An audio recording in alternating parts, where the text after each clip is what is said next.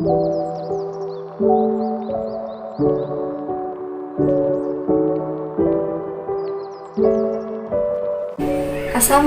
warahmatullahi wabarakatuh. Perkenalkan, nama saya Desta Restu Puspitasari dengan NIM 20.31088 dari Program Studi Pendidikan Agama Islam. Saya ingin menyampaikan hasil refleksi dari kegiatan PLP 1 di MTS Muhammadiyah Gedong Tengan, Yogyakarta. MTS Muhammadiyah Gedong Tengan ini beralamatkan di Jalan Dagen nomor 82 Yogyakarta, Sosro Menduran, Kecamatan Gedong Tengan, Kota Yogyakarta. MTS Muhammadiyah Gedong Tengan adalah lembaga pendidikan yang berintegritas dan mandiri untuk menghasilkan lulusan yang berkarakter, berlandaskan keilmuan, keimanan, dan juga ketakwaan. Sesuai dengan visi misi tersebut, maka MTS Muhammadiyah Gedong Tengan ini merupakan sekolah yang menjunjung tinggi nilai-nilai religius karena di kesehariannya MTS Muhammadiyah Gedong Tengan ini selalu membiasakan kegiatan beribadah untuk setiap warga sekolah, baik dari siswa bahkan sampai guru dan staf pendidikan di MTS Muhammadiyah Gedong Tengan ikut andil dalam melakukan pembiasaan ibadah ini. Untuk mempersiapkan sumber daya manusia yang mandiri sehingga mampu hidup selaras dengan perubahan zaman, dengan menitik beratkan pada pendidikan karakter yang baik pada siswa. MTS Muhammadiyah Gedong Tengan ini memiliki kebiasaan yang cukup baik untuk mendidik dan membiasakan para murid untuk istiqomah ketika beribadah. Contohnya adalah setiap datang ke sekolah, murid selalu melaksanakan sholat duha terlebih dahulu sebelum mereka memasuki kelas untuk melaksanakan kegiatan belajar. Tidak hanya para muridnya saja, keikutsertaan para guru dan staf sekolah dalam menanamkan kebiasaan tersebut pun sangat jelas terlihat. Guru tidak hanya memerintah pada murid saja, tetapi juga memberikan contoh yang nyata dengan melaksanakan sholat duha bersama para murid ketika datang ke sekolah. Tidak hanya sholat duha, MTS Muhammadiyah Gedong Tengan ini juga mewajibkan para siswanya untuk selalu melaksanakan sholat zuhur berjamaah di sekolah. Walaupun ketika jam pelajaran sudah selesai, mereka tidak diperbolehkan pulang sebelum melaksanakan sholat zuhur berjamaah di sekolah.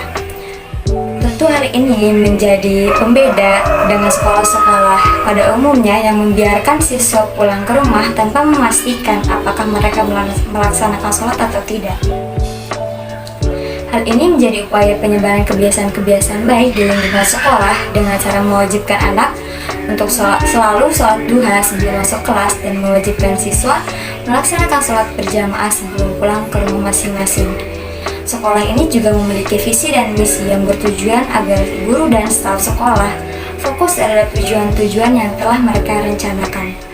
Visi dan misi tersebut diantaranya adalah visi dari sekolah ini terwujudnya madrasah sebagai lembaga pendidikan yang berintegritas dan mandiri untuk menghasilkan lulusan yang berkarakter, berlandaskan keilmuan, keimanan, dan ketakwaan. Misinya adalah menyelenggarakan proses belajar mengajar yang nyaman, kondusif, dan bernuansa Islami, mengembangkan kompetensi dan kinerja pendidik dalam melaksanakan proses pembelajaran, meningkatkan profesionalisme dan kesejahteraan guru serta karyawan, meningkatkan prestasi akademik dan non-akademik siswa secara berkesinambungan, meningkatkan manajemen pendidikan yang akuntabel dan transparan, serta pelayanan administrasi yang berbasis teknologi informasi. Penyelenggaraan kegiatan pengembangan keterampilan siswa sesuai kearifan lokal. Dan yang terakhir, melengkapi sarana prasarana pendidikan untuk meningkatkan minat sekolah di madrasah. Selain visi dan misi yang sudah jelas, setiap guru di sekolah ini juga sudah memiliki tugas dan tanggung jawab masing-masing. Contohnya, seperti kepala madrasah yang memiliki tugas diantaranya menjabarkan visi ke dalam target mutu, merumuskan tujuan dan target mutu yang akan dicapai, menganalisa tantangan, peluang, kekuatan dan kelemahan madrasah, dan bertanggung jawab dalam membuat keputusan anggaran madrasah. Bagian tata usaha yang memiliki tugas merencanakan, melaksanakan, mengendalikan, mengevaluasi, dan melaporkan kegiatan subbagian. Sedangkan komite madrasah yang bertugas mendukung, membantu kelancaran operasional madrasah dan sebagai penghubung kegiatan madrasah dengan orang tua murid. Bendahara madrasah yang bertugas mengatur keluar masuknya keuangan madrasah serta mencatat secara teratur pemasukan dan pengeluaran sesuai dengan tanggal transaksi. Guru sebagai wakil kurikulum yang memilih tugas menjabarkan kalender pendidikan dan menyusun program kurikulum. Guru sebagai wakil kesiswaan memiliki tugas melaksanakan bimbingan, pengarahan, dan pengendalian kegiatan siswa dalam rangka menegakkan disiplin dan tata tertib sekolah. Guru sebagai koordinator bimbingan dan konseling yang bertugas memberikan saran dan bimbingan kepada siswa-siswa dalam memperoleh gambaran tentang lanjutan pendidikan dan lapangan pekerjaannya sesuai. Guru sebagai wali kelas bertugas memonitor kegiatan belajar mengajar kelas yang diampunya mengenai ketepatan kehadiran siswa, guru, dan berakhirnya proses pembelajaran. Guru mata pelajaran yang diharuskan untuk menyiapkan perangkat KBM dengan lengkap, dan guru piket yang diharuskan hadir lebih awal untuk mencatat guru, karyawan, dan siswa yang tidak hadir dan mengatur jalannya pembelajaran. Itu merupakan beberapa tugas dari masing-masing bagian dari tugas setiap bagian di sekolah. Sekolah ini menerapkan beberapa kebiasaan-kebiasaan baik sebelum kegiatan KBM dimulai. Seperti 30 menit sebelum pembelajaran dimulai, para siswa diharuskan membaca Al-Quran Juz 30 yang bertujuan untuk pembiasaan dan memudahkan para murid untuk menghafal surat-surat yang ada di dalam Juz 30 tersebut. Sedangkan 30 menit sebelum jam pembelajaran selesai, biasanya para murid dibimbing untuk belajar membaca Al-Quran karena tidak semua murid berasal dari keluarga yang paham agama dan peduli terhadap perkembangan religius siswa, sehingga tidak sedikit siswa yang masih belum mahir dalam membaca Al-Quran.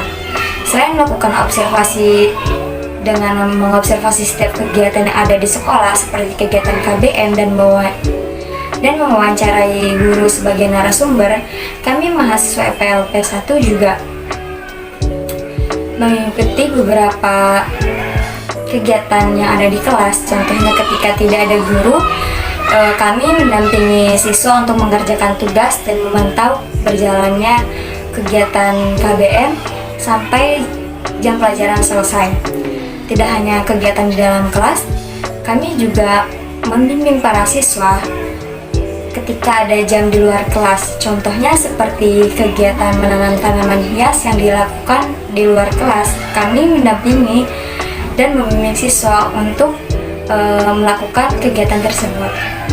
Tidak hanya itu, kami juga membantu para guru untuk menertibkan siswa ketika pelaksanaan sholat duha dan sholat zuhur berjamaah. Sekian laporan observasi dari kegiatan PLP 1 di MTS Muhammadiyah Gunung Tengan. Wassalamualaikum warahmatullahi wabarakatuh.